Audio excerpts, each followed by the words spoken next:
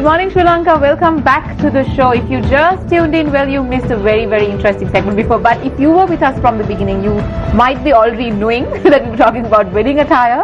Today, it's a very interesting show today, especially for us girls, right, Maya? Yeah, so we were just discussing during the break that when it comes to a wedding day, when it comes to your wedding day, Maya, what's the first thing that comes into your head? Well, if I was planning my wedding day, which I'm not, but if I was, then I think the wedding dress would take center stage, right? Exactly. Because since we're small, we all have a dream of what we want to look like as a bride. Yes. And the wedding dress is a big part of that dream. Yes. Of course. So, to help us get some professional advice about how you can really go about finding a wedding dress, because I know one bride who told me that after you look at so many dresses, they all start looking the same. So how can you narrow down your options and really go for something that will make you shine on your big day?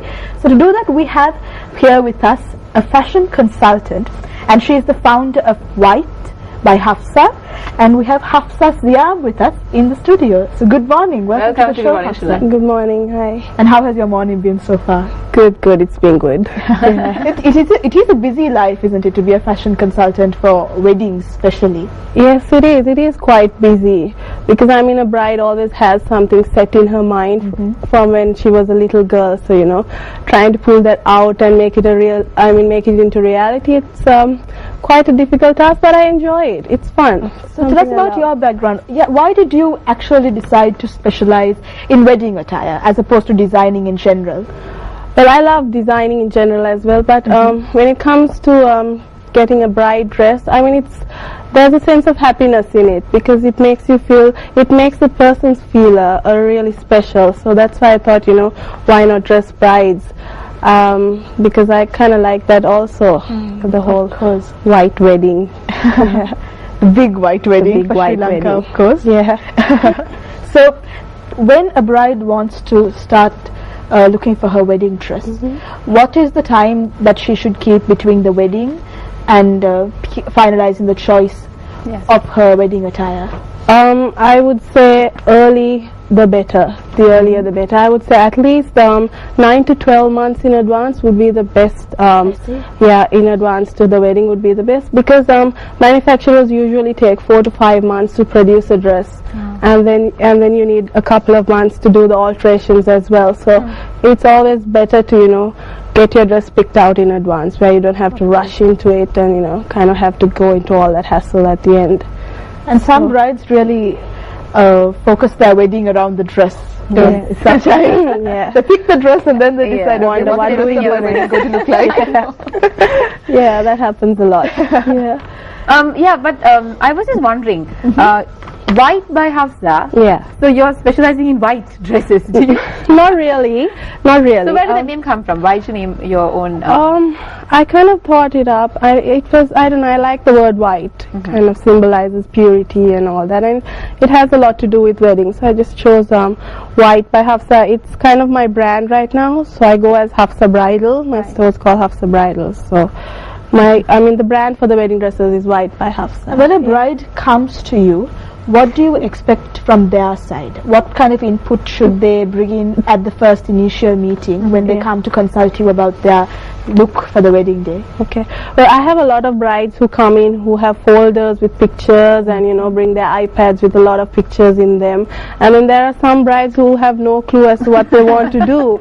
I mean, yeah, there are quite a few brides who come and ask me what dress would suit me. I mean, that's fine. Yeah. But I would say, you know, if you are a bride and you're so happy about your wedding happening and all that, I mean, give some time into research, have a few looks at the internet or online or magazines, you know, go through books, pull out some pictures. Then it makes it easier for me or another consultant to choose something that she likes. So it's better that a bride does have a little sense of, you know, what wedding dresses are and what the trends are right now. So yeah, that would be better. Yeah, we spoke about white, and this is a question that Amaya and I asked our previous guest as well. Yeah. When it comes to choosing the bridal dress, is white only the only option, or do actually people go into several colors? These days, like Amaya was telling us before, people choose to opt out to have bold colors in their wedding dresses, at least in a part of the bridal party. Yeah. You know, I've seen bridesmaids with floral prints, on their dresses and stuff like that. So what kind of idea would you recommend? Well, white is not necessarily the only color, really, because white came into this whole wedding. The term white wedding was brought about by Queen Victoria. She was the first person to, you know, have a dress done in white lace. So that's through history, that's how it came down. So, I mean, people from that day on started wearing white, and mainly because it symbolizes purity. But not necessarily. I mean, it depends on the bride's personality. If she has a vibrant, you know, kind of personality, she doesn't have to opt for white. There are people going for shades of blush and blues and lavender. Or if she doesn't want to have the whole dress in white, maybe even a sash, or, you know, even a handkerchief tied on a bouquet to kind of incorporate that look would be nice. So you open up to that kind of I give my bride I mean, I can't say you have to choose the dress in white. I mean, I don't do that. So they are open to the color choice, really. On that note, I think we on Good Morning Sri Lanka, the crew invaded your home a few days back. We have a small video clip that we recorded at your house. So let's cue that and see what we can find. Hi everyone, I'd like to show you the 5 picks that I have chosen for this season. Starting off with a very lacy, intricate column-shaped sheath dress that I have here, made out of organza. When I talk about this dress, the first thing that highlights this dress is the sweetheart neckline. Sweetheart necklines flatter a lot of body types, especially if you have a larger bust. It does flatter a lot of people with a larger bust. But when you talk about a sheath dress, I would recommend this dress for someone who is petite on a shorter side, because a sheath dress always elongates your body, so that way you'd end up looking a little taller on your special day. In detail to this dress, one of the main highlights is the lace applique and the stonework with all the intricate beading that it has on it. Lace is another in trend for 2013, so lace is also something to look at if you are choosing a dress for this year. So I would suggest you go for a dress like this if you are more on the petite side. It would really flatter yourself. The next pick that I have for you today is a sheer overlay tulle skirt. It's basically a ball gown shape. This has a very large skirt, as you would say. It's basically a princess dress or a Cinderella style dress. If you were to choose a dress of this shape, I would recommend it for someone who was maybe of a pear shape.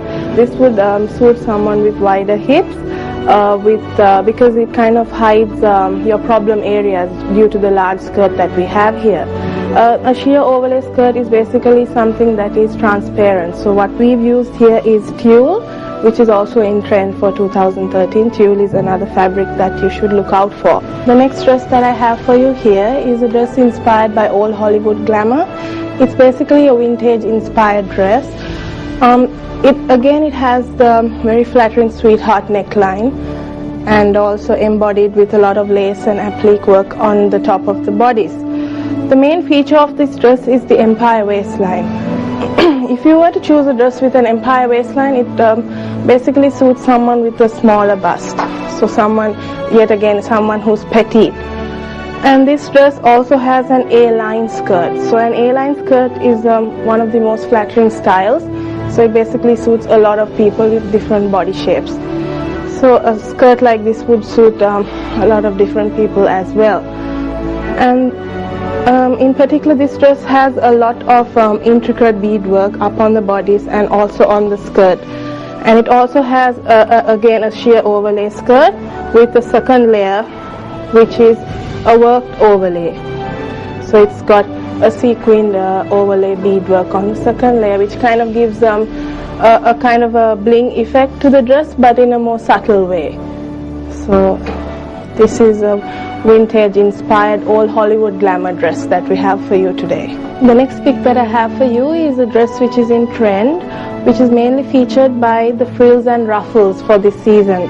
Frills and ruffles are something that's in trend for 2013, and in this particular dress the ruffles are made out of organdy. So it's kind of like a soft, hard kind of feel. It's not the very soft romantic feel of, you know, maybe a lace ruffle that you would get. And another main feature of this dress when we talk about the bodice is that it's got a draped bodice, which is something new. So it's got kind of a crisscross draping going on the bodice, as well as a little bit of the lace applique and details on the dress as well. Another feature of this dress is that it's not at the natural waistline, it's a very low drop, so it's kind of a low-waisted dress. It's starting somewhere around your thigh, so it's quite flattering if you want to maybe show off your curves, or if you have an hourglass figure, this would be an ideal dress for you. And another feature of this dress is that it has a trail which kind of is the ruffles elongating into maybe a semi-cathedral length trail. Also very flattering if you were to walk down a long aisle. A trail would be ideal to you. So I would suggest someone with, someone who wants to highlight their curves, someone with an hourglass figure, go for a dress that is low-waisted and maybe more in trend to a mermaid style dress, and also a longer trail always works best for a lot of brides. The next dress that I have for you is a dress which is in tiers. It's a layered dress which has alternating layers of crushed organza as well as lace in between. The trend that's in this particular dress is the crushed organza as well as the tiers. That is something that is to look out for this year.